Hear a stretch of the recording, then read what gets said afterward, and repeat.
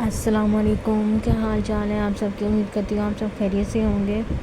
کہتے ہیں زندگی میں اگر کبھی آپ کا دل پریشان ہو یا غمگین ہو، کوئی ایسی پریشانی ہو جس کا حل نہ مل رہا ہو اور ہم مایوس ہوں کہ کیا کریں، اب ہر کوئی ہمارا ساتھ چھوڑ جائے، کوئی بھی نہ ہو، تو ایسی مشکل گھڑی میں صرف ایک ہی ذات ہوتی ہے جو ہمارے ساتھ کھڑی ہوتی ہے، وہ ہے اللہ تعالیٰ۔ آج میں آپ کو ایک ایسی حقیقت پر مبنی کہانی سناؤں گی جس کو سن کر آپ کو لگے گا کہ کیسے اللہ تعالیٰ خاموشی میں بھی ہماری فریاد سن لیتا ہے۔ کراچی کے ایک شور مچاتے علاقے میں ایک نوجوان لڑکی جس کا نام ایمن تھا، اکیلے اپنے چھوٹے فلیٹ میں رہتی تھی۔ اس کے ماں باپ بچپن میں ہی ایک کار حادثے میں انتقال کر گئے تھے۔ رشتہ داروں نے چھوٹی عمر میں ہی ہاتھ کھینچ لیا تھا۔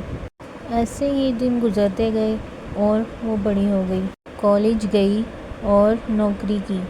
زندگی تو ظاہراً چلتی رہی مگر اندر ایک خالی پن تھا، ایک ایسا خلا جو دنیا کی کوئی چیز بھر نہ سکی۔ ایک دن نوکری سے نکالے جانے کے بعد بارش میں بھیگتے ہوئے وہ گھر واپس آئی۔ بجلی گئی ہوئی تھی، فریج خالی، جیب میں آخری 200 روپے۔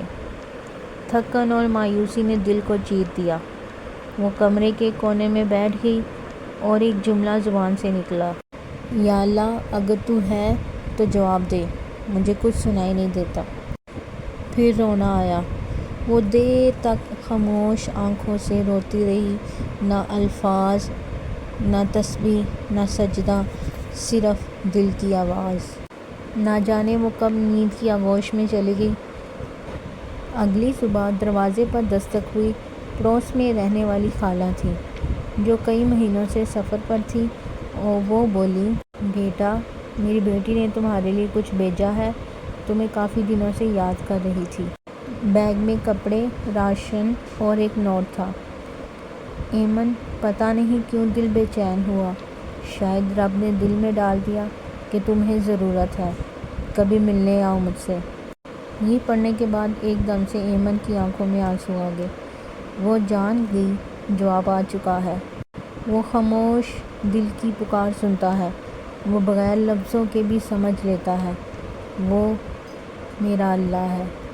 اسی دن کے بعد ایمن نے روز ایک چھوٹا سا وقت اللہ سے بات کرنے کا رکھا۔ یا اللہ میں ہوں اور تو ہے، باقی سب تیرے حوالے۔ زندگی آسان نہ ہوئی لیکن دل مطمئن ہو گیا۔ ایمن اب وہی خالی فلیٹ میں رہتی تھی مگر وہ اکیلی نہ تھی۔ خدا سے تعلق صرف مسجد، سجدے یا الفاظ سے نہیں ہوتا، وہ دل کی سچائی سے جڑتا ہے۔ جب دنیا خاموش ہو جائے، لوگ ساتھ چھوڑ جائیں اور دل تھک جائے تو بس پھر ایک یا اللہ ہی کافی ہوتا ہے، کیونکہ وہ سب سے پہلے سننے والا ہے۔ بے شک وہی سننے والا اور جاننے والا ہے۔ اس لیے کبھی ہمیں زندگی میں کبھی بھی مایوس نہیں ہونا چاہیے، کیونکہ زندگی میں اتار چڑھاؤ تو آتے ہی رہتے ہیں۔ اگر یہی نہیں آئیں گے تو ہم دنیا کی رنگینیوں میں کہیں کھو جائیں گے اور ایسے ہم اپنے اللہ کو بلا بیٹھیں گے۔